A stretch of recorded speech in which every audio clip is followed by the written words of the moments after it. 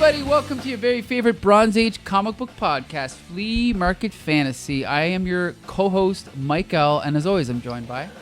Michael Dell of the LCS Hockey Radio Show. That's right, and this week it is my pick. And as usual, I decided to pick the comic that began the Bronze Age. And we're going to go all the way back to Green Lantern and Green Arrow, number 85. Yes, the comic title, not necessarily the comic issue that started the Bronze Age. Yeah. This is definitely not the first issue of this run. But I picked this one. I mean, I think it's pretty obvious why I picked it, right? You love heroin? Exactly. This is a very famous story.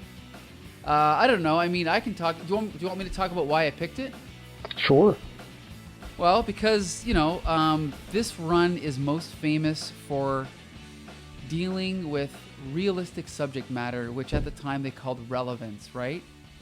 And basically, I don't know. I mean, I grew up kind of thinking, when I was a little kid, I kind of grew up thinking, oh, this is when comics got serious. This is when, they started making them for adults.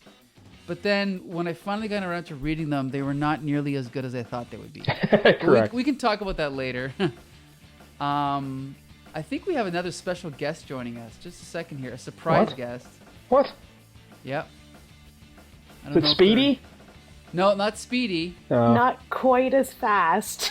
Oh, hey, it's Jolie, everybody. Hey! No. Bow, bow, bow, bow. Now, Jolie, this is a surprise appearance. Now, are you coming on because you are, in fact, a heroin addict?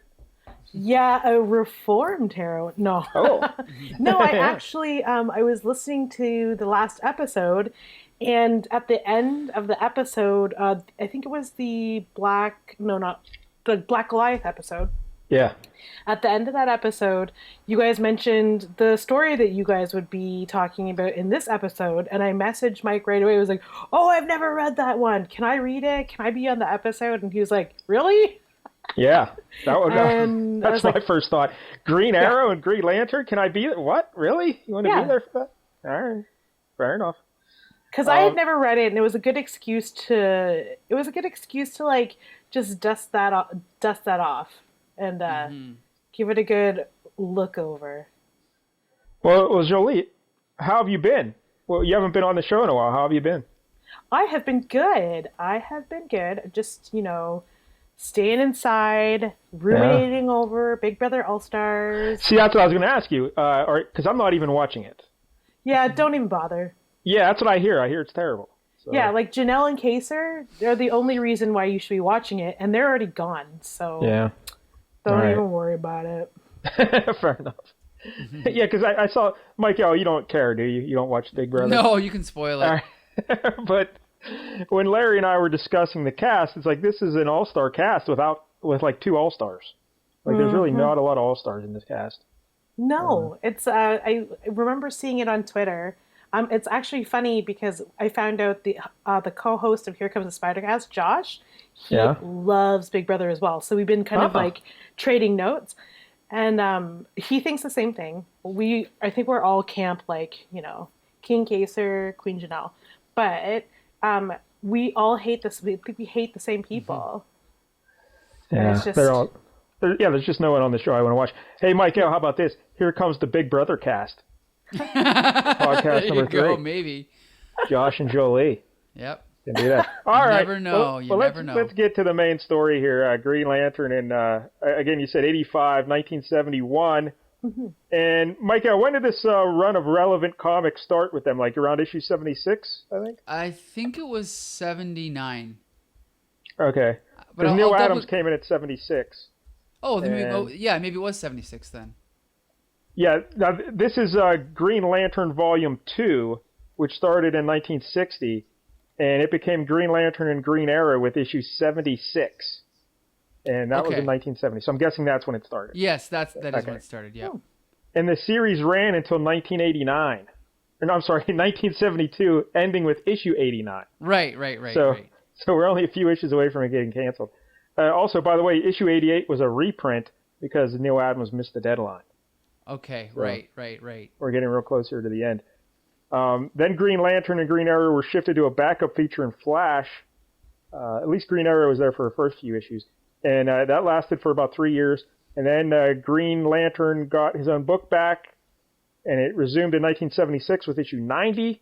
And they continued the Green Arrow team-up angle until issue 123, when Green Arrow left. And then the book lasted until 1988. Mm-hmm. And it ended with issue 224.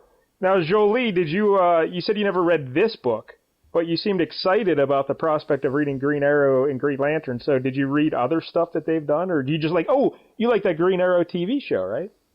Oh yeah, I liked the Green Arrow TV show. I enjoy Ryan Reynolds, maybe not the Green Lantern. Oh, okay. But it was mostly the storyline that had the storyline that had me sort of curious about the book. Yeah, the social issues and the drug abuse and whatnot. Mm-hmm. But Mike L., this is not the first major comic book that tackled drug abuse. That's true. It was technically, was it Amazing Spider-Man, was it 92 or something? 96 to 98. Okay. And that was also 1971. They came out May through July of 71. And this issue here we're talking about today, Green Lantern 85, came out in October of 71. Okay. And I guess Neil Adams had actually pitched the idea to their editor, Julius Schwartz, I believe was the editor. And he turned it down because he didn't think they'd be able to do it with the comics book code. And then Marvel came out and they did their Spider-Man issues without the comic book code approval. Right. And then because of that move there by Marvel, all the comic book publishers got together. They rewrote the comic book code. Mm-hmm. And then how many months later, 3 months later, whatever, DC agreed to do this story. So once again, Mike, Marvel better than DC. Once again, DC had the idea first. But anyway. But then they changed the continuity of it and put it on a different Earth, and then everything went awry. Probably. So there you go. Now, Mike, how much do you know about? We've talked about Green Lantern on the show before. How much do you know about Green Arrow? I don't know too much. I mean, I've read up on his various origins. I know that. I mean, the one thing that's consistent is that he was stranded on an island and he learned to shoot arrows. But well, that's not even consistent with what the first origin was, right? Well, the very first one. I thought that. Okay, well, that's the thing is that growing up, I thought, this has always been his origin. But when you go back further and further, it's more and more ridiculous. Like the TV, yes. I don't know if you've seen the TV show, but the TV show takes it in a completely, that is what happens, but it's completely in a different direction. But I think when you go back to the 40s, there was pirates, right, on the island, I think? Well, that's actually the later version as well. But all right, so Green Arrow's real name is Oliver Queen. Right. Which is kind of weird. And his first appearance ever was in More Fun Comics 73, 1941. And I know Jolie has that on her nightstand. More Fun Comics. And he was created by Mort Weisenberg and George Papp. Never heard of George Papp, but I like that name. And so that was the original Green Arrow. And that origin, Mike, he was an archaeologist. Okay. Who... Then some criminals heard that his museum had some lost treasure, so they robbed and burned down his museum. And then he met this Speedy kid, and they tried to bring the crooks to justice or something. I don't know, but he was an archaeologist. So there's nothing about the island or anything. I don't think. Huh? Because that's just strange. Yeah. So then the first Earth 1 appearance of Green Arrow was Adventure Comics 246 in 1958. And again, DC's continuity is a train wreck. Mm-hmm. But the reason this is considered the first Earth 1 appearance is because they fight a guy named the Rainbow Archer, or Rainbow something. And he's only a Earth 1 villain. So they're like, oh, well, then this has to be Earth 1 Green Arrow. But just for the listeners out there, there was no hard line distinction. Because Green Lantern and Aquaman did not, as well as Batman, Superman, and Wonder Woman, they were never canceled, so there was never a reboot. So as you're saying, they kind of just kept going and then retroactively said, oh yeah, by the way, this is when Earth 1 actually started. Yeah, they just figured because that Rainbow guy's in there. All right, well, this must be it. Right. Now, the guy who rewrote the origin was a fellow named Jack Kirby. Okay, because I've read that run. I forgot about that. Okay. I did not know this, but he was working at DC in the 50s for a bit, and he did Adventure Comics 256. And he actually did some issues before that, too. But this is the one, 256 in 1959, is where he redid the origin. So Oliver Queen was a wealthy playboy. He fell off his yacht, and he washed ashore on an island, a nefarious, crazy island named Starfish Island. So scary. So scary. Starfish Island. And so he was stranded there. He perfected his shooting and hunting skills to survive. And then he fought some pirates to get back to civilization. And he became a vigilante superhero like Batman with his own Arrow Cave, Arrow Car, and his own sidekick named Speedy. Mm-hmm. How about that? Now, Jolie, why don't you tell us all about Speedy? Do I know? Wait, what? Well, he's definitely addicted to heroin. Yes, he's a junk fiend. Yeah, it's crazy. Anyway, I mean, we'll get into it, but like, geez. But Michael, how do you feel about them just ripping off Batman with all the Arrow Car, Arrow Cave, Speedy?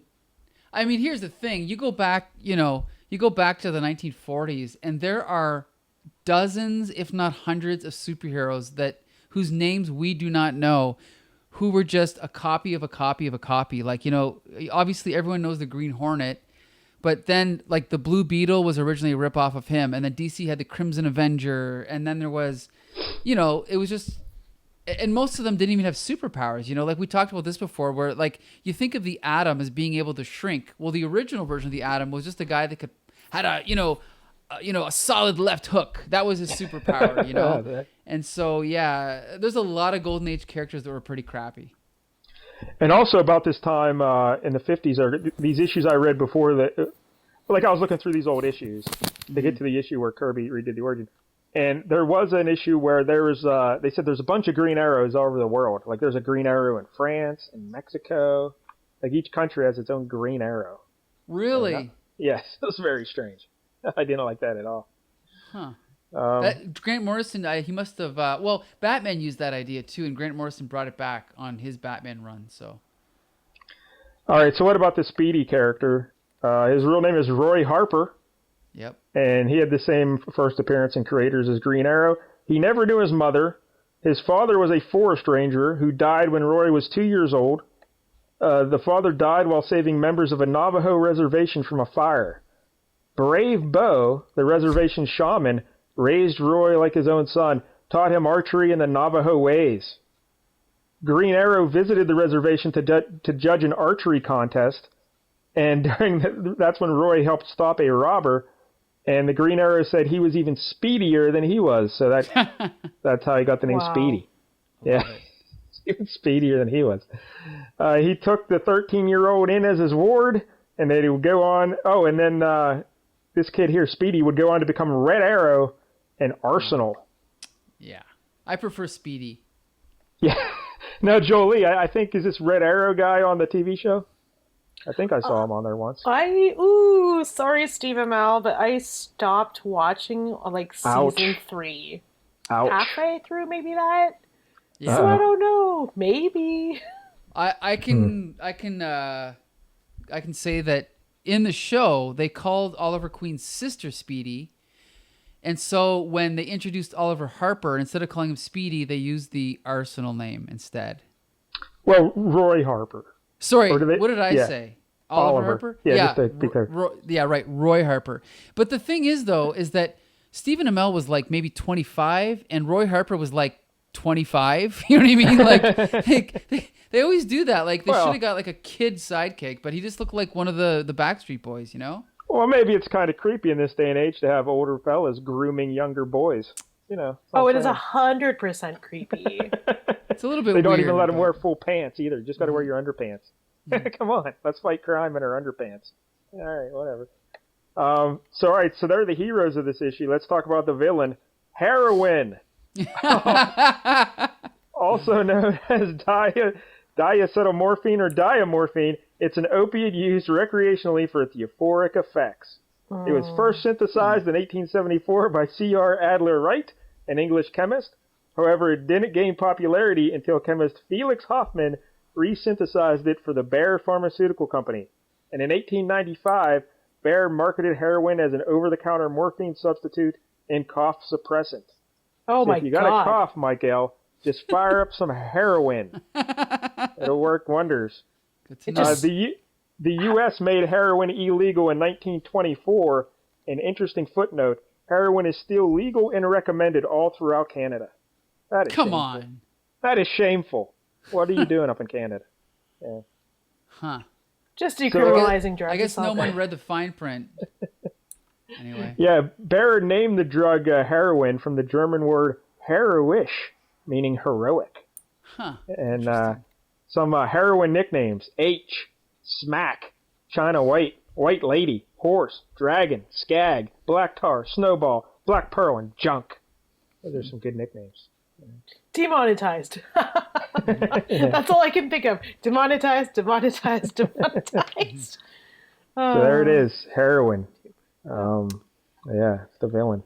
What else? I think that's everything we know about all the key players in this issue. Are we going to talk about the creators, or are we going to save that for later? Yeah, well, we can mention them now, maybe then circle back. But the writer here is Denny O'Neil, who we've talked about on the show before. Yep. And the artist is Neil Adams, who we've Yes. never discussed on the show. We'll get into Wow. his background later. Yeah. Who G.I. Jolie and I have met a few times. Well, we've interviewed him as well. Interesting guy. Now, yeah, I was going to say, what is he? Because from what I read about him, it seems like he's a very no-nonsense kind of, what's the word I'm looking for? Old school kind of guy? Or? He's very, I don't know, Jolie, how would you describe him? He's just chill. All right. He's been in the game for a long time, and he knows that people love his work, and that he still has a place here in this world among comic book art loving fans. So, but he's smart, and he kind of he's not afraid to talk to people about the past of comics history. I don't know. He just seems like a. He's not like. I don't know. He's actually nicer than we had heard that he wasn't really an easygoing guy, but he was actually really good with us. Yeah, he was super jovial, like ready and willing to talk, and well, that's good to hear. Yeah, and like we actually interviewed him for like 45 minutes. Of course, my microphone plug was not plugged in for the first 30 minutes, so we only got some of it. But that's fine. You win some, you lose some, right? Anyway. Yeah, like I think Mike technically spent the whole day with him. Yeah. Well, to make a long, I don't want to get into this, but to make a long story short, I technically worked for him that day. I was basically paid to work his booth and help him, like, sell his prints and stuff.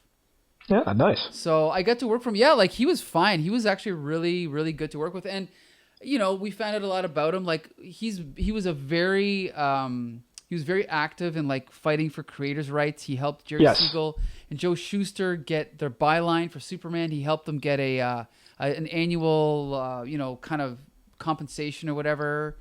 And, sorry, go ahead. Oh, I was just going to say, like he's really, really well respected in the artist community for the work he did to get creator rights. Right. And he was so big, like he was so big at this time in the 70s that he was one of the first guys to be able to break away from Marvel and DC and then start his own company, which was Continuity Comics, right?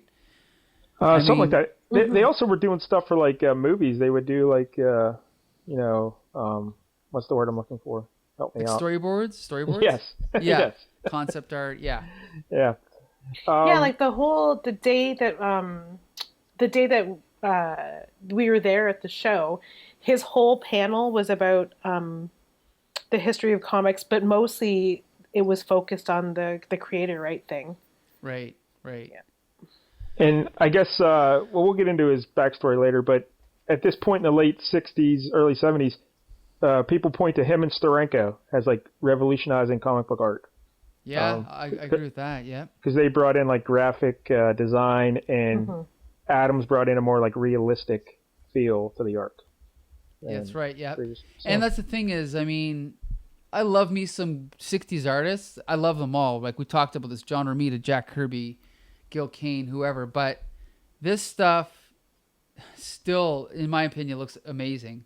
And I'm not saying the other stuff doesn't, but the other stuff looks of the 60s, and this doesn't to me. But we can talk about that later. I can see that. All right, well, let's get to the issue, Michael. Let's talk about the cover. All right.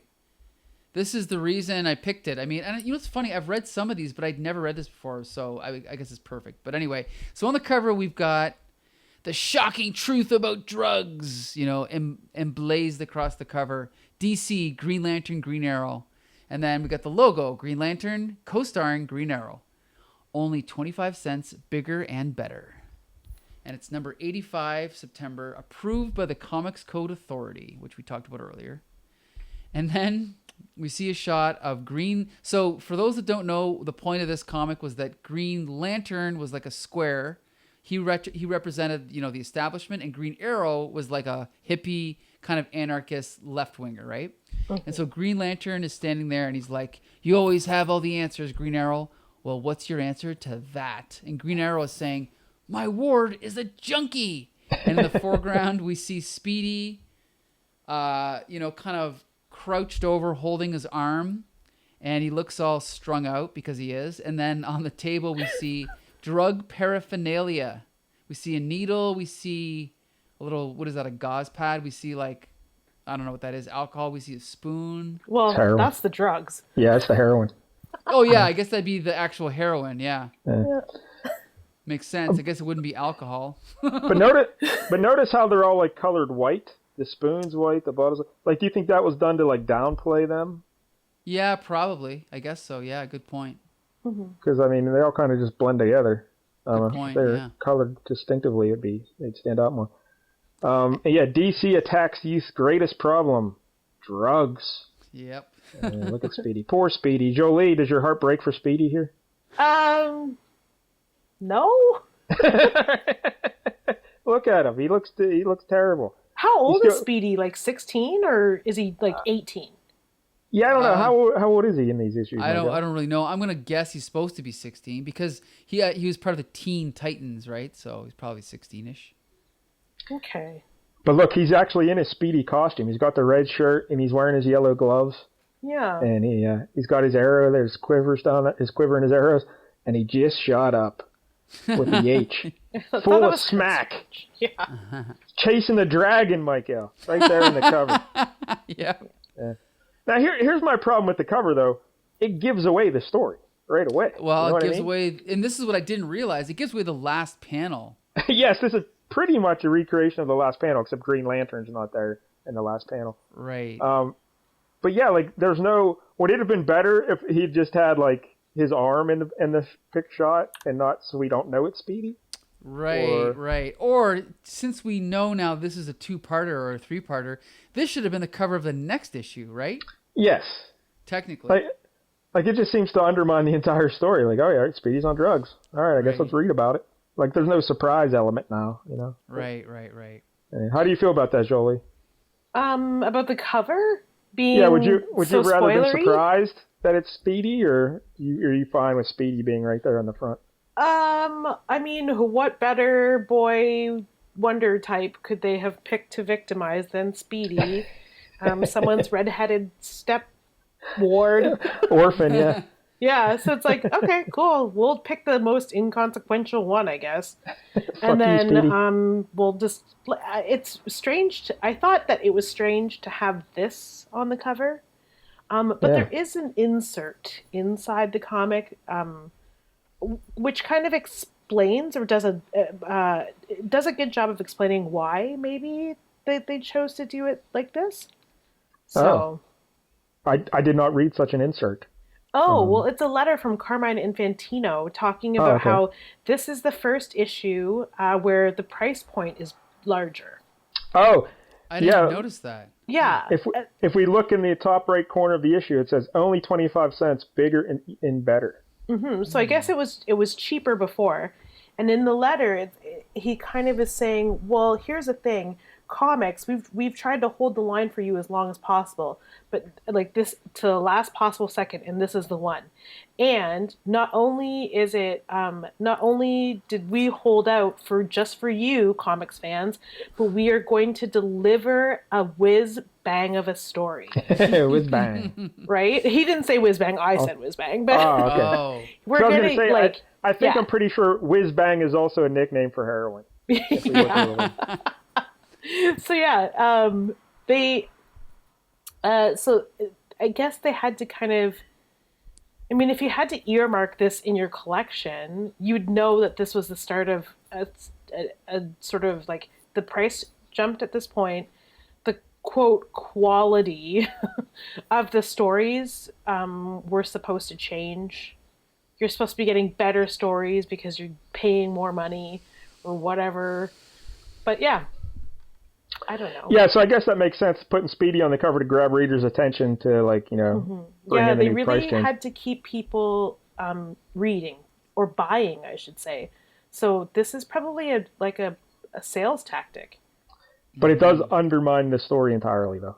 Yeah, kind of. Because I don't know, we'll get into it. All right, so Mike L., the first splash page here, the title of this issue, Snowbirds Don't Fly. Which is, Snowbirds is another heroin nickname, right? Yep. Street lingo. Yep. So we see... real quick, I wanted to mention that Neil Adams is the guy that pushed to do this story, actually, because he worked at his local drug rehabilitation center.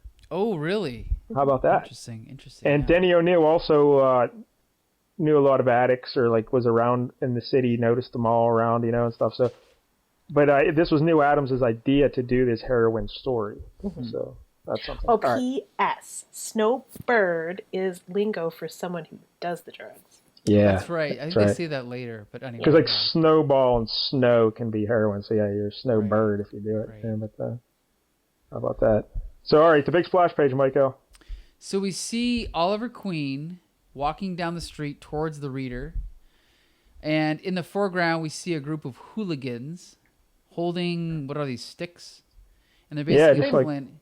Huh? It's called cudgels. Cudgels? That's what I like to call them. Okay. Yeah, cudgels. Street shiv. Okay. And they're waiting to mug Oliver Queen. Yeah. And basically, once he makes his way to where they are, they try to attack him, but of course he's Green Arrow, and so he just fights them off. Thud! We get a nice little fight scene between him and the kids. Well, Mike Al, he's also saying, just leave me alone, kids. I've had some problems, because I'm plain in no mood. My woman just told me she's not going to be home when I call anymore. Right. And all around, it's been a bad night. Step aside, kiddos. Let's not cause each other grief. How about that? Now, who is his woman here, Michael? Is this Black Canary? Or yes, I believe it's Black. Yeah, because Black Canary's in this series, so I'm assuming it's Black Canary. Okay. So she dumped his sorry ass. Yep. Yeah. How about that? And by the way, Mike, dig the Green Arrow. For those who don't know what he looks like, he's got the mustache, the big mustache, and he also has this goatee that's kind of like parted in the middle. And, right. And twirled up on two ends.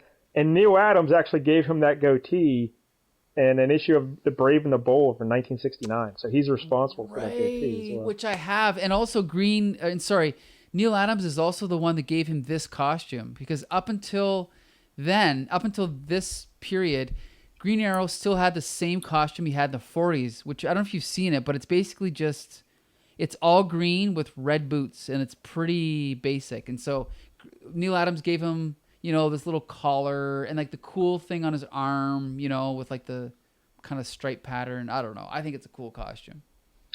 And but how about his daily wear here in this issue? He's wearing like a black turtleneck, white pants, and a vest. Brown vest. Yep. Yeah, pretty swank. Yeah. Yep. Yeah, he looks like Errol Flynn. yeah, very much like an old pirate movie. Yep. So after he fights these guys off, one of them just happens to crawl behind it's sort of like behind a garbage can and pulls out a crossbow. Yep, a crossbow. And ends up shooting. He aims at a Green Arrow, but he's not really scared. He's like, with that relic, forget it. Somehow I can't bring myself to be scared of a crossbow, and then he shoots That makes no it. sense, though. And Like, why wouldn't he be scared of a crossbow? He uses a bow and arrow. I know. He should understand the dangers of a crossbow. Good point. But he's Good like, point. nope. So then the guy shoots it, and it's cool because this is a silent panel. But he shoots it, and then it hits him right in the. Is that his? Right in the. in his hand. Yeah. Well, no, it's his shoulder. It makes it look like it's his heart, and like he's clasping his hand over, but it's actually in the shoulder. And he screams, "My God!" But this just makes Green Arrow look like such a doofus, right? Like he's like, "Oh, yeah. Why am I scared of a crossbow?" And then he gets shot right in the chest. Ugh, and then I really love this sequence because they could have just ended the scene there, but then the guys run away, and then we see pedestrians walking by. John, perhaps we should help him. Call an ambulance or something. It's not smart to get involved, Mary. So they just walk on, and we see John a series... and Mary. I know, it's so creative. Oh, creeps. I just love this silent sequence of Green Arrow crawling over to the payphone that's out of order. Then he crawls over to a cop. And then he tugs on the cop's pant leg, but the cop's like, "Go home and sleep it off, fella." So then he's got to make his way. He gets a taxi. He goes, oh no, the taxi drives by. Then he makes his way to the hospital. Even the nurse doesn't want to help him until he passes out. I just think it's a little bit strange though that it's like, okay, cool. So the chest wound he's suffering has completely debilitated him. Like he can't speak. He couldn't have said to that officer, like, I've been shot with an arrow, please help. Yeah, I guess it's the blood loss. He's too weak from the blood loss, even though we don't see any blood on his clothes or anything. Yeah. But, they probably weren't allowed to show it, right? Yeah, they traded heroin for showing blood, so you get one or the other. But after the doctor patches him up, though, we see him, he's all kind of bandages all over his shoulders, arms in a sling. But Mike, he thinks he recognizes something fishy about that arrow. That's right. I love this. So yeah, he basically, I thought this thing looked familiar, only I was bleeding too much to be sure. Yeah. So then he decides he's going to call Hal Jordan to help him out. Hal Jordan, a.k.a. Green Lantern. And they're going to investigate. Yep. And so Hal Jordan does his Green Lantern oath with his ring, turns into Green Lantern, and then flies out to meet him, right? Because Green Arrow is in... Did they say where he is here? Is this Star City, I think?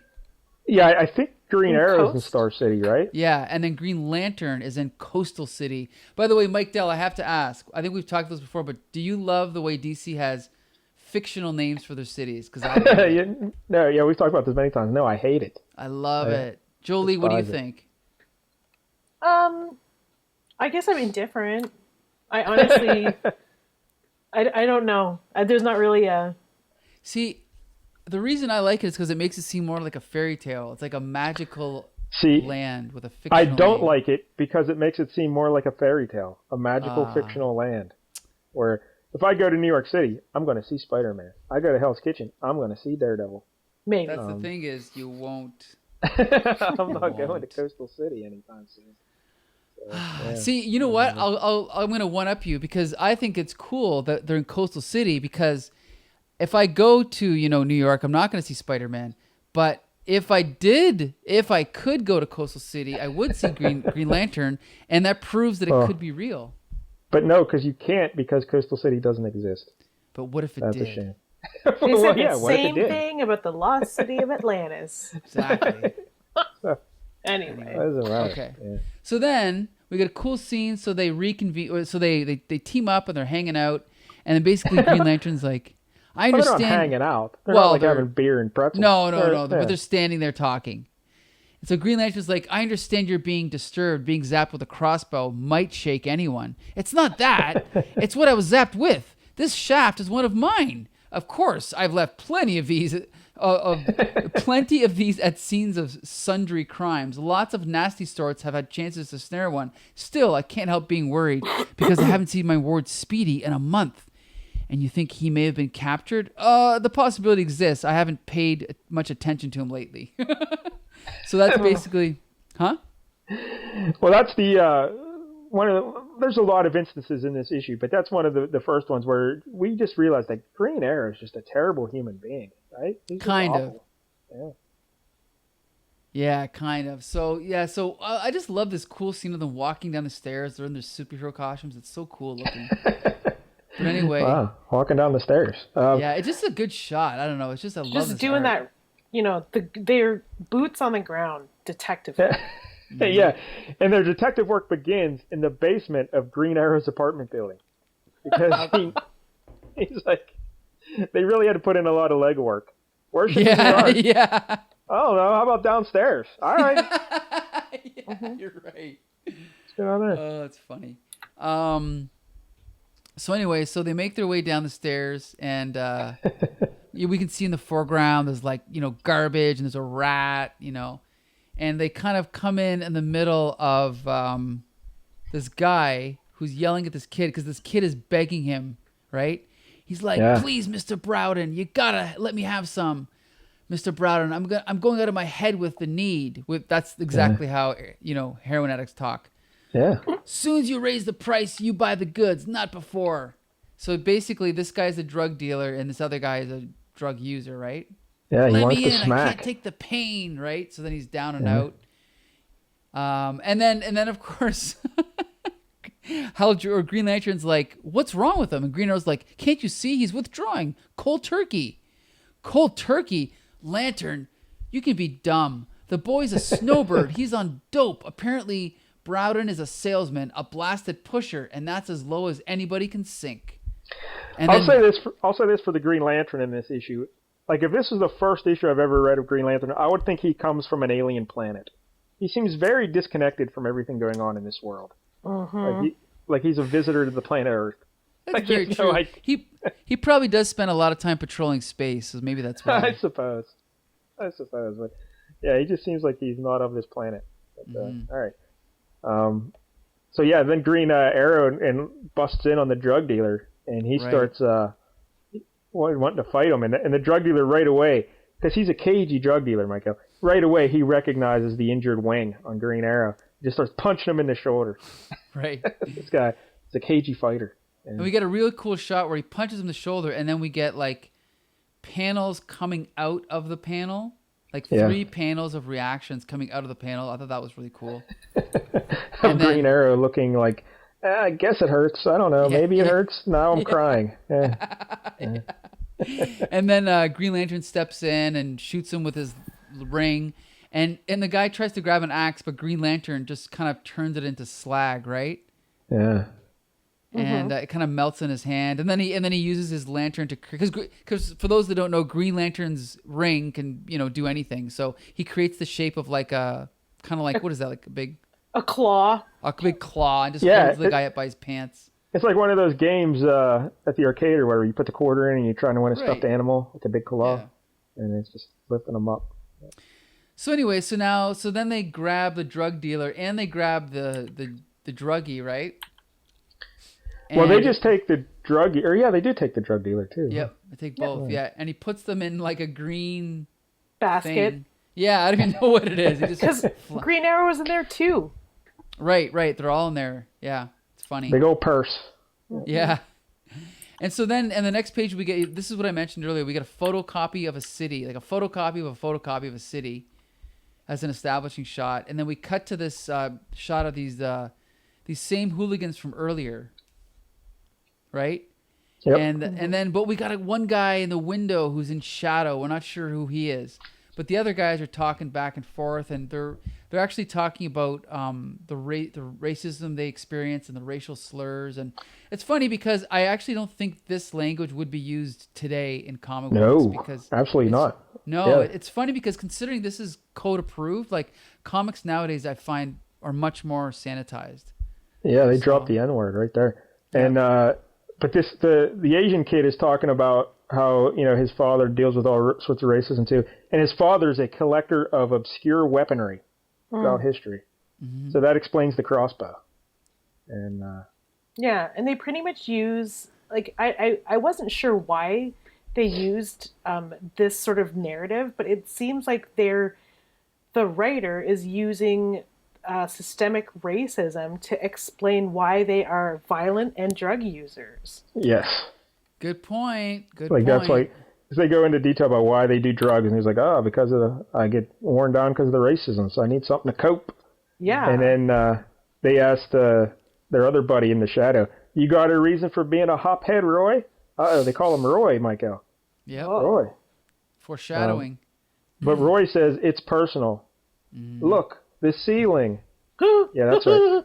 He does heroin because of the ceiling. No. Green Lantern and Green Arrow are coming through the ceiling. Man, yeah, that's crazy. Their purse descends on the hooligan. Yes. Now, and turns into handcuffs. Do you think there are other apartments above them, and they just went through all the apartments? Good question. It is also, I love Green Lantern, but it is a little ridiculous that his ring can create a hole in the ceiling that they can just pass through. That's ridiculous. His whole ring is ridiculous. I don't like anything about it. I love it, but there's got to be limitations to what he can do. Yeah, that would be helpful. Yeah. But yeah, like Jolie said, they just put like these green handcuffs on their, like green orbs over their hands and feet, and to lock them up. And then Green Arrow notices, Speedy, I can't say I'm surprised to find you in this hole. You're not? Why isn't he surprised, Michael? Because, and this is something that I was surprised by. I did not see this coming, but Green Arrow just assumes that he's undercover. He's like, nah, when you vanished, I knew you had to be on the trail of baddies. I figured you were playing undercover agent. Sure, secret operator Speedy, that's me. I had to try out for the funny papers. And all right, so now we're getting to the panel that I mentioned before. Yeah, I didn't even notice that. This, Jolie, you like the art. Can you tell me what the fuck's going on with this panel? We get a very extreme foreground image of two rhinoceroses. Well, it's cool. I guess it's like a desk pen set. Yeah, well, his father is a collector of weapons. Why not a collector of fine statuary shaped like rhinos? But I just don't understand. Like, it obscures so much of the panel, and it's done in a completely different style, like a photocopy-ish kind of style, it looks like. Yeah. Do you know what? I bet you they're hiding something else on the panel. That's what I'm thinking. But what could it possibly be? Yeah. 'Cause that's something to ask the artist who's still alive.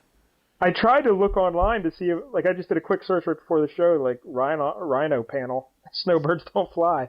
It doesn't seem like anyone mentions it. But, Mike L., what are your thoughts about this panel? This is clearly the most bizarre panel we've ever encountered in our flea market. I honestly, I think it's just a poor choice of, it's kind of like maybe he just wanted to show off that he could stick this thing in. Sometimes like cameramen or directors, they'll stick something in the foreground or they'll just move the camera in a weird way to call attention to itself. I think it's just Neil Adams showing off, but these things are terrible. Do not belong here. And the thing is when I read this, I didn't even notice them because they have nothing to do with what's going on, right? And they take up like literally half the panel, like the bottom half of the panel is all rhino. Like Jolie says, I have to feel like they're hiding something, but I don't know what could possibly be hiding. I mean, everyone's wearing pants, right? I personally... Well, we hope. Yeah. I kind of just think that it was just him showing off. Like, because we've talked before about sometimes artists will have blank backgrounds, just white backgrounds. Well, this is the opposite of putting junk in that doesn't have anything to do with what's going on, right? Yeah, it's so weird. Do you know what it's really like reminiscent of is like Japanese manga. You know how they'll show they'll do hyperrealism on things that are close up. They'll do details, and then we're meant the action is meant to be in the extreme background of this room. So yeah, I don't know if they're by incorporating facsimile. Maybe the artist was really interested in those kinds of techniques. Like, who knows? But I feel like it's kind of interesting. I'm going to save this page. Wow. I want to save this, never do this. When you're drawing a comic book, never do this. But, I don't know. From an artist's perspective, it's an interesting, it's an interesting find. I mean, it's not, I agree with Mike Dell. It's kind of really not successful. But it is experimental in a way that I've never seen anyone use before. It just feels like it's overcrowding the panel, it's obscuring everything important. And like the background characters are like an afterthought to these two giant rhinos in the front. But anyway, all right. So these other addicts here in this room, they don't even let on that Speedy's lying through his teeth. You know, they just go on with the story. They don't even pay attention to Speedy. Right. But the Asian kid's like, hey, I can tell you where the drug dealer is. Mm-hmm. We can go get the dealer and put him behind bars. Right. And then they just leave Speedy behind, and then they go back to the hole in the ceiling, right? Yeah, they just leave Speedy there. They're like, Green Arrow's like, you're looking pretty pale, fella. All right, so we find you in a heroin den with other heroin addicts, and you're looking pretty pale. Yeah, you're probably here undercover. You better stay here. Yeah. You better stay here and rest up. Stay here in the heroin den. Mm-hmm. We'll be back. So then Green Lantern creates, what is this? It's like it's like a big tub. Hole. Yeah, it's a big green it's thing. a swing. Yeah, it is like a swing. Yep. Okay. So yeah, they're flying through the air on this green swing now, and they end up at a airport. And it's funny because in the middle of this like airport, you see a dude walking by in the foreground, and one of the guys is like, the problem is we have no idea who the smugglers are. They could be pilots and then they see the guy in the foreground, and they were like, we start at the hangar because if that guy's not on junk, I'm Mama Goose. Anyway. Oh, Mama Goose. And so, yeah. So then we cut into the hangar, and we're switching POVs here. Now we're in the POV of the crooks. Right. How about that? And they're counting their what is this called? Their booty, right? Yeah, nice haul. Nice haul, a solid 10 grand. This is like taking candy from a baby. And then, of course, Green Lantern and Green Arrow show up in the doorway. And then the guys are like, the poor dogs will pay any price for a jolt. We got the supply, and boy, they have the demand. And then Green Arrow, good guess, Lantern. We found the filth. And like all of a sudden, it's like now it becomes like Adam West Batman. You know, we found the filth. You know, it's like they're trying to deal with realistic situations, but it's not quite working here. Yeah, it's a raid. Get them. So the bad guys pull their guns up. A Green Lantern kills the guns with his little power ring. Right. And this is great. So they're talking to the distributors like, hey, you guys are going to jail. You're busted. It's over. And then the Asian kid who they brought with him, one of the addicts, he grabs a wrench and just kills Green Lantern. Just kills him. He's dead. Trail. Just smashes him over the back of the head with the wrench. Like Green Lantern's just a dude, right? Like right. if he'd be dead. He'd be dead. Yeah, he could be dead now. Yep. So, and then they further beat the crap out of them, right? Yeah, because the kid's like, hey, distributor guys, I just took him out for you. Help me beat up the other one. So the distributors and the two addicts just jump on Green Arrow and beat the holy hell out of him. Right. These are some superheroes you have here in DC, Michael. Just getting beat up by kids and normal dudes. Well, they're you complained about his ring being too powerful, but this shows that he's vulnerable, right? That is true. And I mean, that junkie got the jump on him. That wrench, that plumber's wrench is huge. Those things are enormous. Heavy. Yes, they are. So yeah, the one weakness to Green Lantern, stupidity. And there it is. He gets beaten up. And so what do the distributors have a plan though, Michael? What do they want to do? This again is another thing I did not expect. I actually can't believe they did this in a DC comic. They decide to inject Green Lantern and Green Arrow with heroin. Well, they don't have any needles. So they have the powder and they stuff it up their noses. Oh, I didn't even realize that. Okay. Yeah. That's ridiculous. See, when I was reading this, Michael, I flashed back to an episode of Starsky and Hutch. Oh, where some drug dealers got Hutch strung out on smack. Really? And yeah, but they actually injected him and everything for a couple of days and made him a drug addict. So I thought that's what they were going here, but they kind of half-assed with it. So they only give him a little bit up the nose, so it's not really as bad. Right. And, yeah, they're not officially strung out or anything, but yeah, how about that? So the idea is to make them look like they're drug addicts. That Green Lantern and Green Arrow are the ones responsible for the drug distribution. Right. Like they're the ones doing it, and they're going to call the cops. Mm-hmm. But our buddy Speedy shows up to save the day, right? That's right. And he sends those cops on a wild goose chase, right? Yeah. Officers, there's a bunch of dope fiends tearing up the office. Thanks, kid. And they just run in the other direction. Yeah. And again, Speedy's pale, shivering from withdrawal. And, hey, the dope fiend's over there, cops. Oh, okay, thanks, kid. Yeah. Yeah, like And he then- just sent them down the hallway. Yeah, Of exactly. an airplane hangar. Anyway. I love how Speedy tries to revive Green Lantern. He's like, snap out of it. He's like, go away. I'm warm, comfortable. Yeah, he's like smacking Green Lantern. Wake up, wake up. I faked out the police, but they won't remain faked. That's great. He's Yeah, just but then- so desperate. But Jolie, then he continues it in his thought bubble. Maybe he needs a fake out job. Yeah, that's Speedy. He's all about the fake out. Yep. Speedy, man. And then he uses reverse psychology. I'll bet you can't make the ring work. Nonsense. Course I can.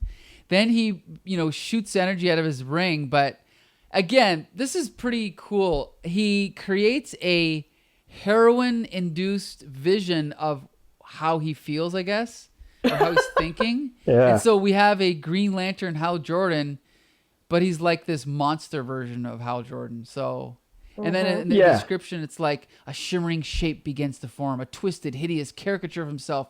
The twilight truth of the drug transformed it into immediate, tangible reality by the ring, slavering, hungry, monstrous.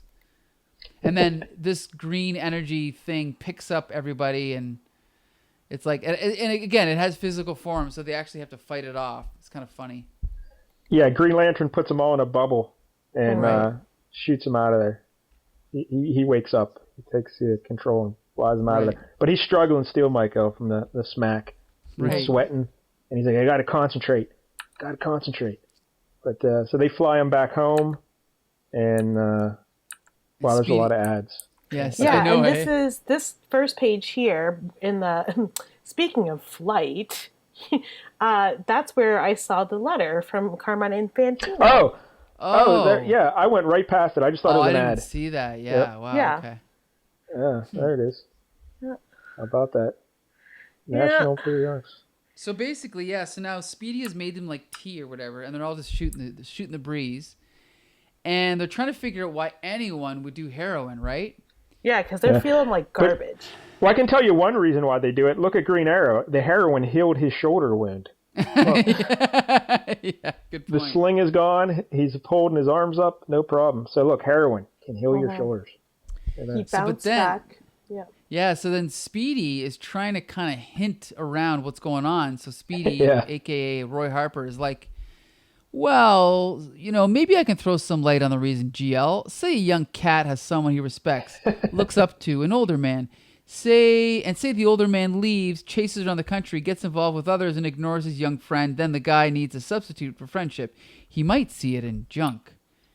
And basically, he's just described what Green Lantern and Green Arrow have been doing for the past year worth of comic books. And like the true heroes they are, they immediately recognize their flaws and make amends. Nope, that's not what happens at all. They just leave. Actually, they're like, okay, whatever, Speedy. Yeah, see ya. And then he's like, Green Arrow. Read what Green Arrow tells him. It's Gee, pretty... Speedy, all your tail lacks is violin music. I'm touched. My stomach is. Because every time I hear a sob story, I almost lose my lunch. How dumb are these guys? Like, they can't pick up on this. I don't know. So then Green Arrow's like, you're welcome to sleep on the couch, Lantern. And Green Lantern's like, no, I can get home. See you in the morning. We'll continue chasing those cruds. And he's like, okay, right. I'll work very hard on canning that crew. Their racket stinks, and they made fools of us. So then Green Lantern takes off. And then Green Arrow goes... He's taking off, Michael. Green Lantern's flying away, but in the foreground, we see another drug deal going on. Right. Mm-hmm. And then, lucky it wasn't those rhinoceroses again, eh? Anyway, so then Green Arrow goes back into his apartment, and he's like, Speedy, I'm going to cook some of my special scorch-your-mouth chili. Can I interest you in a bowl? Oh, dear God, you are on drugs. You're really a junkie. And then Speedy's in the foreground. He's just shut up. Who else did you think I was talking about? But, the end. All right, here's the problem with that. Is the whole issue, Speedy and his drug addict pals are hankering for some more heroin. They don't have any. They need the heroin. So are we to assume that Speedy like grabbed this when they were at the hangar? We didn't see him do it, you know. No, but I'm sure he could have snuck, a packet into his boot or something. I don't know. And so now he's actually shooting up heroin in Green Arrow's bathroom. Yep. It's like, so crazy. But then it doesn't end yet. It can't. Next issue, the most shattering conclusion ever. Right. Yeah, how about that? So who read that Jolie, Green Lantern thoughts? backup story? Oh, yeah. Kidding. Good Lord. Did you read the Green Lantern backup story, Jolie? Here's the thing. We don't have to talk about this. I did read it, but we don't have to review it. Yeah, I actually tried to read. I read most of it. Jolie, did you read it? Oh, I 100% read it and was like, wow, this is just a 360, 180? Yeah, so right after this hard-hitting, real-life drug-relevant comic about drug abuse and heroin, let's reprint a Green Lantern from 1940, where he's... 62, to be fair. Oh, 62, all right. Yeah, But reading it was like being on drugs. Yeah, no, but Mike, would you like to explain the basic premise of the back story? I'll quickly. The premise is that Hal Jordan, Green Lantern, is on trial by the rest of the Green Lantern Corps, and the reason he's on trial is because he's been accused of kind of like abusing his ring, and this is a very and that's not a euphemism for masturbation. No, they're saying that he like held up a bank or something. He was about to rob a bank, but then changed his mind. Yeah. Then there's I forget the second thing he did. And then the third thing he did, he almost let a guy fall to his death before barely saving him. Right. Oh, barely he saving used his status to muscle his way into a fundraiser without paying. Right. It's like, do you know who I am? I'm the Green Lantern. He's like, that's great. You still got to pay the admission. Because I think the tickets are like $100. Yeah. That's big money back here. And he's like, screw that. I'm Green Lantern. I'm walking in. Yeah. But okay, so basically he's on trial, and they're like, well, you know what, we should, you know what, you're actually innocent. And he's like, no, what do you mean? No, I'm guilty. And like, okay, fine, you're guilty. So they take away his ring, they take away his emblem, they stick him in like a rocket, and they send him into the antimatter universe as punishment. And when he gets there, he ends up running into Sinestro, his arch villain, and he finds out that Sinestro is actually behind it all, and he had hypnotized Green Lantern and implanted these like hypnotic suggestions to make him abuse his ring the way he did. And then he also manipulated him to declare himself guilty so that he could be sent into the antimatter universe with Sinestro, with the plan that him and Green Lantern would team up. But of course, Green Lantern won't do that. And then just at the last minute, the rest of the Green Lantern Corps comes in, saves the day. They fight off Sinestro, end up defeating him, and then order... Oh, yeah, and then I have to point this out because it's hilarious. So they get locked in this yellow kind of like prison, which they can't break out of because their rings are not able to affect anything yellow. And then Sinestro releases, hydrogen chloride into there to poison them, right? But then Green Lantern, since he's so smart, he realizes, wait a minute... I know what we can do. If we can just convert this hydrogen chloride into what he's like the breath of Earth people contains water vapor. If I can use my ring to extract the water from my breath and shoot the hydrogen element, that gas, I could be able to turn it into hydrogen chloride so that we can handle it. And so that's what he does. So he creates like a green like tube, and he breathes it out and converts it all, and they end up defeating Sinestro, and everything's back to normal. Oh, and at the end, they end up hypnotizing Sinestro so that he thinks... So basically, he's in prison, and they hypnotize him, and the message is, there's no possible way to escape, Sinestro. You must stay here. There's no possible way to escape. So now Sinestro is in prison forever. The end. And all I can do is just sit around and abuse his ring. And... like we were saying, though, the art here, it seems very much like a golden era art or early silver age art. Mm-hmm. And the story's very early silver age. So it's just completely disjointed from what we had just read. Yes, this is true.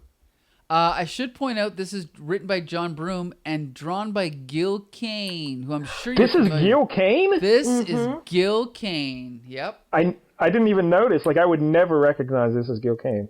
This is early 60s Gil Kane. Now, yeah, by the time he got older, he moved to Marvel, and he actually drew the death of Gwen Stacy. Like that era of Spider-Man was all Gil Kane. Yeah. So he got better and better as he went along, obviously, but I still like this stuff. But yeah, this is Jolie. How do you feel about this backup story? I feel like I'm going to take a page out of Sinestro's apparel book and start hiding my rings and important jewelry in the heels of my shoes. Oh, that's right. I forgot about that. That was awesome. Yeah, he hid his ring when he got captured. That was crazy. He's like, good thing I keep my spare ring in the heel of my boot. Like, what? Yeah. And like the Guardians of the Universe couldn't even like figure that out. Right? Right. And these Guardians of the Universe, one looks like a chicken, one looks like a fish, one looks like some broccoli or asparagus or something. Well, yeah, my personal favorite was where is it? I shriek laughed out loud. The Green crystal Lantern ball guy? of Barrio 3.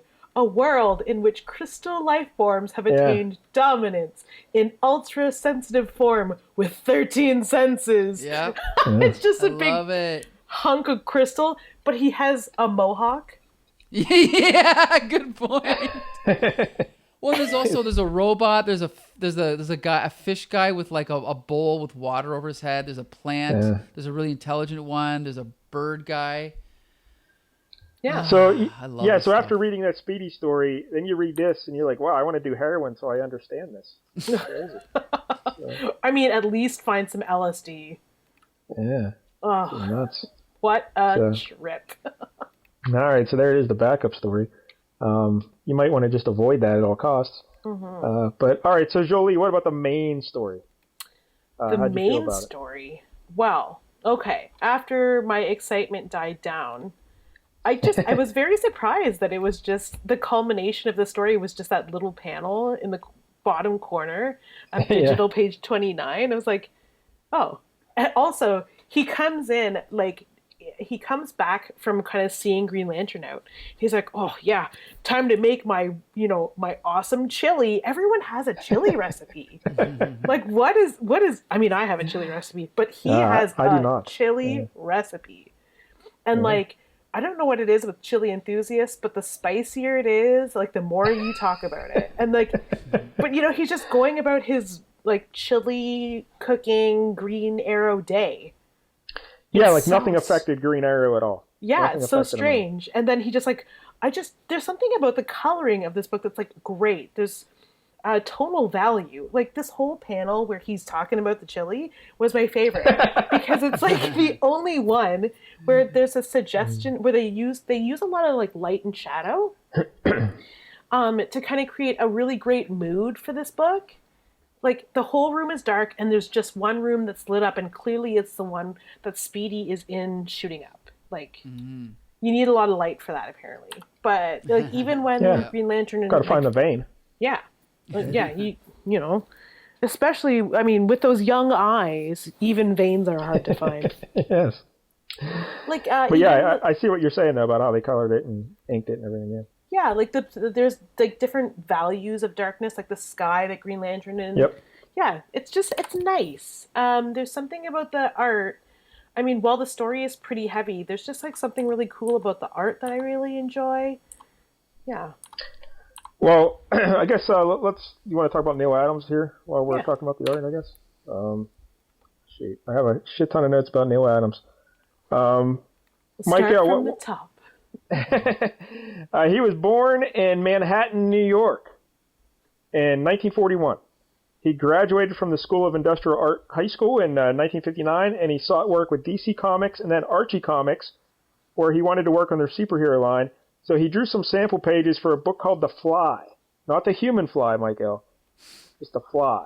That's right, yep. But editor Joe Simon didn't like him, but other staffers did like his work, and they told him to come back in a couple weeks with some Archie stuff.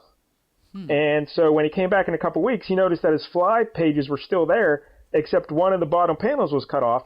And he said, what's going on? And they said, hey, we're going to use that in The Adventures of the Fly, issue 4, 1960. So that was his first actual appearance in comic books. One panel in The Adventures of the Fly. And so then he started writing, penciling, inking, and lettering for Archie's Joke Book magazine. and he was doing backgrounds for the Bat Masterton syndicated comic strip. Bat Masterson is a cowboy, right? I believe so, yeah. Yeah. That So master. he left comics to work in advertising for a year, but he returned to comics in 1962 by doing a syndicated Ben Casey comic strip for 3.5 years. Ben Casey, for those who don't know, is a doctor, a TV show in the U.S. Okay. And so they made a comic strip of it, and he did it for 3.5 years, but he said he wasn't getting paid as much. They were like kind of screwing him over because like the TV producers took 1/3 of the profits. Really? That's ridiculous. Yeah. But I guess in that Ben Casey strip, they tackled some big issues. He even did a story about heroin addiction. Really? Yeah, 1962, 63. How about that? Yeah, I'm looking at it right now. Like I'm looking at Ben Casey, the strip. It's pretty good. Yeah, I can't believe he was just 21 doing this. Wow. Yeah. These are kids. So his first real comic book work came under Archie Goodwin at Warren Publishing. He did some horror stuff, and then he jumped to DC to do some war comics. And he wanted to get on Batman, but they wouldn't give him that stuff like Detective Comics or Batman. So he was assigned to do Jerry Lewis and Bob Hope comic books. Right. That's pretty weird. He started doing superhero covers, though. So that was his first entry into superheroes. And then his actual first superhero pencils were for an Elongated Man backup story in Detective Comics 369. Elongated Man. His first time drawing Batman in a story was in World's Finest Comics 1975, 1968. I'm sure you have that, Michael, right? No, I actually did. I thought it would have been in Brave and the Bold. I didn't know about that one. Yeah, World's Finest Comics, 175. He first gained popularity for drawing Dead Man stories in Strange Adventures, issues 207 to 216, and 1968-69. I guess he won awards and stuff. Right. For Dead Man. I like Dead Man. Remember, we did a Dead Man story. That's right, yeah, here. for Christmas with the superheroes. That's right. I think Dick Giordano did it, right? I think so, yeah. Artist, yeah. His first Marvel work was on X-Men 56, 1969. Yep, good stuff. And he did issues 56 to 63, and then he did issue 65. And issue 65 was also written by Denny O'Neil, and they brought back Charles Xavier into the fold, I guess. They revitalized Charles Xavier. That's right, because he was dead. He was supposedly dead for a few years. Yeah. And the interesting thing about his X-Men work is he was freelancing for both Marvel and DC at the same time. And that was rare, I guess.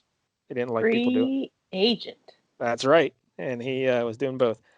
So then, Michael, he and Denny O'Neil, after they worked on X-Men, they revitalized some guy named Batman. That's right. And they steered him away from the campy stuff into grittier, more serious stories. And Adams' first book was Detective Comics 395 in 1970. Then he did 397, 400, 402, 404, 407, 408, and 410. So no like continual runs there, but just eight issues over a span. That seems kind of weird because you think Neil Adams, you kind of think of him drawing Batman, but he just did 8 issues of Detective, and then he did 9 issues of the actual Batman series. And that's it?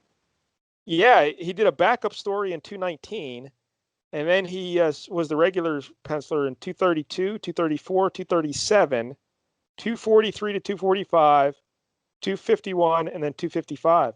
So it's just like 9 sporadic issues, not even like a steady run. I didn't even realize that. Crazy.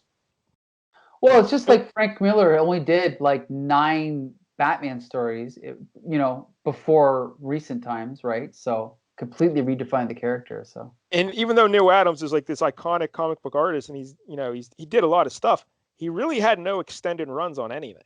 Like I think about 13 issues is the most of any one title he ever did. Right. And he did a shit ton of covers, like we said. So he's famous for doing covers.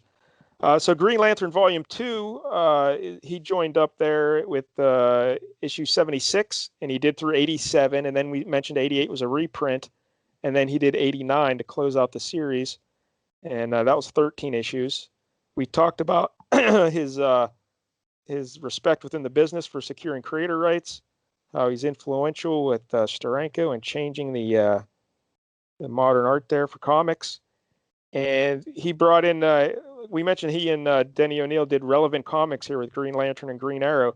Comic historian Ron Goulart, I don't know if I'm pronouncing that properly, he dropped in on editor Julius Schwartz around the time of Green Lantern and Green Arrow, and he said, "Hey, how's Relevance going?"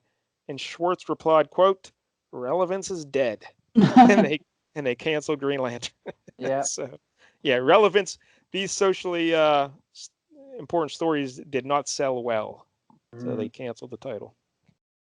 But yeah, there it is, the Neil Adams. But yeah, like Mike, I was kind of surprised, like I said, that he didn't have any lengthy runs on anything. Do you have any favorite Neil Adams stuff? Well, I mean, I like him on Batman. I love his X-Men run, and I guess the thing is that when I read these when I was in my 20s or whatever, I was not a huge fan of Denny O'Neil. And so I didn't really like any of the stories that Neil Adams drew, but I've always liked his art, you know? Mm-hmm. Like, I kind of take him for granted, but when you really look at his stuff, it's like, it's so good, right? Yeah, it's very good. Yeah. And like, if you look back at the backup story, like, I'm a huge fan of Gil Kane. Now, obviously, Gil Kane got better as he went along, but and this Gil Kane stuff is good, but the difference is night and day. Like, can you imagine an average comic looking like that backup story, and then this comes out? You know? Yeah, it was like we said, like Silver Age, the Bronze Age. You know, like Right. jumping a whole different era. Right. But yeah, his art was much more realistic and gritty, and as Jolie was saying, the way it was inked and the shading and everything. But yeah, I was a big fan of the art here as well, Jolie. Are you familiar with a lot of Neil Adams stuff, Jolie? Yeah, I am. When I get into comics, it's usually because I'm a fan of the artist. I follow art the most. Yeah. So Neil Adams' work is something that really just like stands out for me. Mm-hmm. Yeah. Yeah. See, I never really had much experience with it because I was a Marvel kid all the time. I never really read DC. So, and he was more DC than Marvel. Mm-hmm. Oh yeah. But yeah, and this is just in my adulthood that I've become a fan. But yeah, stuff's very good. This is. Go ahead. Well, I was just going to say this is like rock solid, like 70s comic book art. Like just, it's not as like dynamic as your Buscema and stuff like that, but it's just so well done. The anatomy, the figure drawing, it's much more realistic, real life kind of art. Yeah, he just pushes the capabilities of the materials used to make comic book art into the sort of like, and he doesn't drive it all the way there the way that Bill Sienkiewicz does, where it kind of straddles or sort of dives into like fine art. It just takes part of it and makes and kind of marries the two in a way that still makes comic art work. You know what I memean? Oh, yeah, I do know. Yeah, like, and it's like his covers, like where Sienkiewicz, it's like a mind trip, like a psychological painting. Like the one cover that comes to mind for me is number 227, Batman 227. It's like one of my favorites, where Batman's like a specter, but he's kind of like a faded painting, and he's just so good at that. Just it's a really bad example, but like Cool World, where you combine something that's realistic with something that's animated or illustrated. That's kind of reminds me of. Kind of like putting two giant rhinoceroses. Yeah. Yeah. Again, that panel is a little weird. Maybe he kind of got a little overzealous with the experimentation, but like the one panel in this particular book that we're talking about is the one where he gets shot in the chest or the shoulder with the arrow, and it's like a drawing, it's like a painting, but it's still a comic book panel. That's a good. Go ahead, Michael. Oh, well, I was just gonna say, I also really like the panel when Speedy is giving them like the idea of why someone would do smack, and he's sitting. Like just the lines of the figure, it's really good. I like that. Yeah. Well, and the thing is, like, if you were to compare him to more recent artists, I mean, obviously the one that comes to mind would be Alex Ross, because he's known for his realism, and then after that would be Brian Hitch, who actually drew the Doctor Who story we read. That's right. And you said you looked at his Ultimates work and you hated it, right? Yes, I did not like it. See, because to me, Brian Hitch is like, he's the modern Neil Adams. But I think the difference is, and this is like what Jolie said, is that whereas Alex Ross, he's just doing realism, he's just doing painting. Yes. When you look at Neil Adams, it still looks like a comic book. Like if you notice, he's still got the action lines, right? And it's like that's a key thing. It's like it's realistic, but it's not trying to not be comics. I think that's the difference. Yeah, like those crazy monsters that the Green Lantern creates with his ring while he's high. That shouldn't work. Like the way that is, that he has these drawings, it shouldn't work in this comic, but it does. Mm-hmm. It reminds me of Francis Bacon, Jupiter eating his son. Oh wow, yeah, that's right. Yeah, and it's just like it's so freaking scary. It's like horror. It's like horror art, but this is still a comic. So he takes things that he's learned because he, like you said, in his mini bio, he went to art school. So it's like he takes these things that he's learned from about line and shadow and composition, and he puts it in comics because he understands both. Mm-hmm. Yeah. Like technically, Alex Ross is a technically good. No, not technically. He's 100% a technically good watercolor painter, but Neil Adams is an artist. Mm-hmm. Look at that, yeah. And also, I think that if anything, Alex Ross's chief ability is to mimic or to recreate, what he sees in a model or whatever. But I think Neil Adams, I don't see Neil Adams using models. I see Neil Adams, he is so good at anatomy that, I don't see him like having a guy stand there and go, okay, pretend you have an arrow in your chest. How would you stand? Yeah. You know what I mean? Like he knows how to draw it because he's just that good. Yeah. Like just the panel that Mike Dell pointed out that he really liked of Speedy, explaining like no one would ever sit in that pose. So he even gets the whole thing about poses needing to be dynamic in comics. Right. But he's still able to translate the fine art technique to those sort of fundamentals of comic creation. And it's like, it's totally awesome. All right, so we're all fans of the art. Let's talk about the writing for a minute. This is Denny O'Neil. He came on Green Lantern in issue 63, 64. He did 68, 72, then 76 to 86, and then 89. So 16 issues total from 68 to 72. Then, Michael, when they brought the series back, he did all but issue 101 from issue 90 to 129, from 76 to 80. So he was on Green Lantern a long time, if you put it all together. Here's a key note about this. Now, Jolie, do you know how the story ends next issue at all? I do not. Do you care if we spoil it? No. All right. Michael, do you know how it ends next issue? No, I don't. No, but you can spoil it. Yeah, because I just read ahead a little bit before the show because it ends with they're at the funeral, I think, for one of Speedy's friends who die from an overdose or something, and I think that's what it is. I think they're at a funeral. I don't know. And so the Green Lanterns are Green Arrow and some lady who I don't know.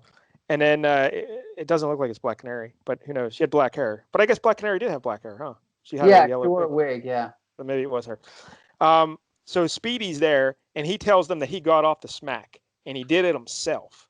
Mm-hmm. And then he punches Green Arrow, just cracks. And he says, "Hey, what's that for?" And he's like, "That's for putting me through all that stuff, because you messed with me, and that's to let you know kind of what I went through these last couple of years dealing with the smack. It's because of you." And he just tells him, go spit. And he's off on his own. And he walks off. And the final panel is Green Arrow crying with pride because now Speedy is a man. Now, the interesting thing is Denny O'Neil did not write that ending. His ending was that Speedy and Green Arrow reconcile and become buddies. And Neil Adams changed it.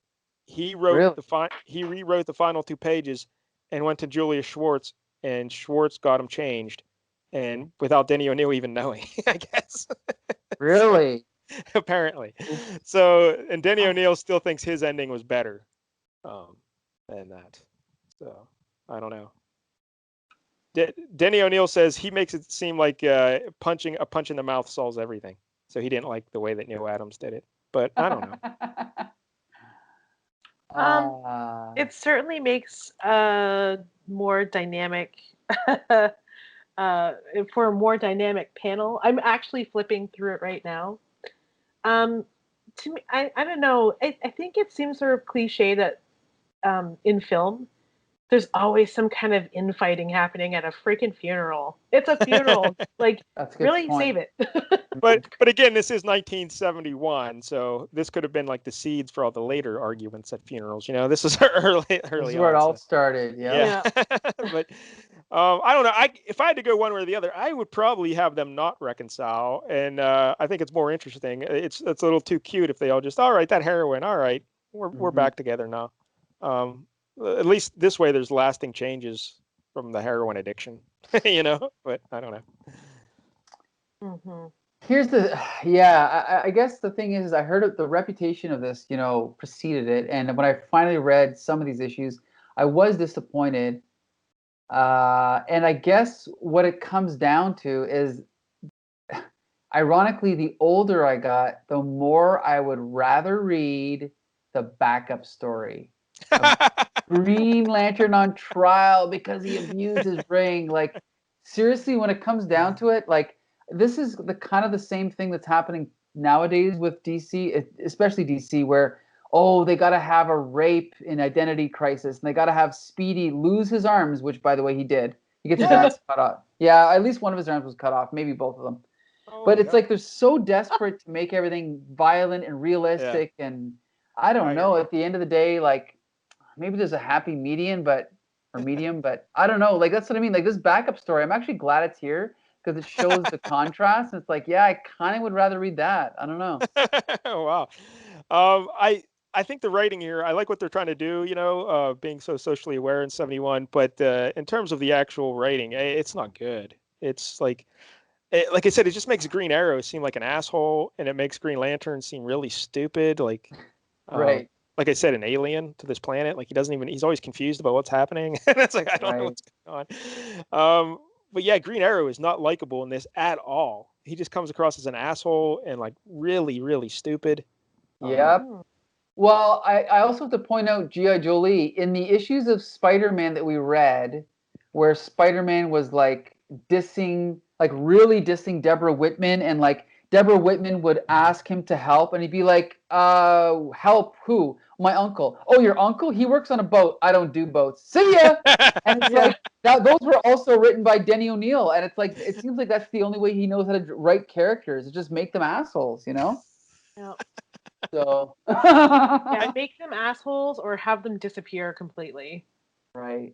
Also, I don't know. I just I think the structure of the story would have been so much better if, like, at the end, the big reveal of Speedy being a drug addict, if like that's when they first get into the heroin den and they find him there, like the whole finding him there, not thinking he's undercover, and then like again, it just makes them seem so dumb. Yes, very dumb, very, and it's also just, you're right. It's like bad writing. It's like if they would have just taken that out, it would have made them not be dumb, Like, if it took Speedy out and had him rescue them, but then show up at the end, that would have been okay. But having him in the heroin den was just stupid. Yeah, I don't know. And also, how lame is it for Green Arrow to not realize the danger of a crossbow? Like, his whole life, right. He should recognize the danger of a crossbow. But he's like, nah, that old relic. Screw that. That's another Denny O'Neil trope, is that he just has characters act stupid in order to make the plot work. I find that happens a lot. And so, and I hate to say it, and he's he's no longer with us, so I don't want to, speak ill of the dead, but I don't understand his reputation. Like, he's so well regarded, but I've not really enjoyed anything I've read by him. Yeah, I'm not a fan of the writing here, but the art, big thumbs up. Yeah, huge thumbs up. Mm-hmm. Jolie, any final comments on the writing or the story elements? Well, it's like a it's like a bad movie, right? And and Denny O'Neil is the bad script, and Neil Adams is the actors. That Neil Adams is Robert Pattinson making the script sound like Shakespeare. You know what I mean? It's just he saved it. Yeah. Yeah. Yeah, like it feels like being superhero, like adult sized superheroes, they would be exposed to the seedy underbelly of drugs. They just come off as so naive. Green Lantern and Green Arrow, I mean. Mm-hmm. And Hey, it just by it's the not way, realistic. Green Arrow, when he got off that island, it was because he found some drug people who were running drugs. Like he had to fight some. I don't know if I doubt Kirby did that. That was probably retconned That's probably again. the later retcon. Yeah, Yeah. right. They also retconned his backstory. I think in 2002, they said that his parents died on a safari. They were mauled by a lion, and young Oliver Queen could have shot the bow to hit the lion, but he hesitated, and the lion murdered his parents. Ooh, Yeah. poor guy. So throw that in there. So all right. So 1 out of 10, Micah. What are you giving it? I don't know. That's so hard because like the art is like 9 or 10, and the writing is like 3 or 4. So I guess I'll give it a 7.5. Wow, 7.5. Yeah. Jolie, what do you think? I will give this 6.8. Oh God, 6.8 milligrams of heroin. Yeah, I was going to say heroin needles. Yeah. I'll go 6. Again, the Neil Adams art is great. It's significant, but the story is just I don't know. It's goofy. I'm not a fan of the story. But yeah, give it a whirl for Neil Adams' art. Not anything else. So there you go. All right. So Green Lantern and Green Arrow 85. There it is. So next week, Mike L. Yep. Are you ready? I'm ready. What do we got? First, let me just say that just moments ago, while we were considering our ratings for Green Lantern, I realized, oh shit, I have to pick an issue for next week. Okay. So I had a few contenders in mind, but I totally forgot I had to have it ready for this episode. But we're going to go 1976. Howard the Duck, issue 8. Nice. Howard the Duck runs for president. Oh, cool. And this is written by Steve Gerber and art by Gene Colan. Perfect. Howard the Duck. I can only say one thing. At one point, I owned every single issue of Howard the Duck. Okay, original copies, 1 to 32. Did you ever read them though? I tried to read them, and I only got about 8 issues in before I sold them all. I'm not going to say I didn't like them. I'm just going to say that I think that the humor is extremely dated, and I didn't enjoy them. I've never read any Howard the Duck. Jolie, have you read Howard the Duck? I have not. But you love the movie, though, right? I mean, the movie. Did I? That remains to be seen. Actually, I've never actually seen Howard the Duck. Oh, you won't like it. It's terrible. I actually saw it in the theaters when it came out. Wow. Oh, aging yourself. Yeah. It's technically the first Marvel movie. Yep, I was very excited to see it. And, okay. But you know what? Sneak it into the playlist. I would rewatch it only because the lead love interest is Leah Thompson. Yeah, Leah Thompson. Love her. Yeah, she's great. Yeah. What's the lady's name? Bev? Is it Beverly? Bev? I think so. Yep. All right. So all right, next week, Howard the Duck. All right. So I guess that wraps up another episode of Flea Market Fantasy. We want to thank surprise guest G.I. Jolie for joining us again. Every week we do a different Bronze Age pick from the 1970s or 80s. We are available on Stitcher, iTunes, Spotify, under Comic Book Syndicate. You can also find us on Twitter, on Facebook, and on the Comic Book Syndicate website. So until next Tuesday, disperse.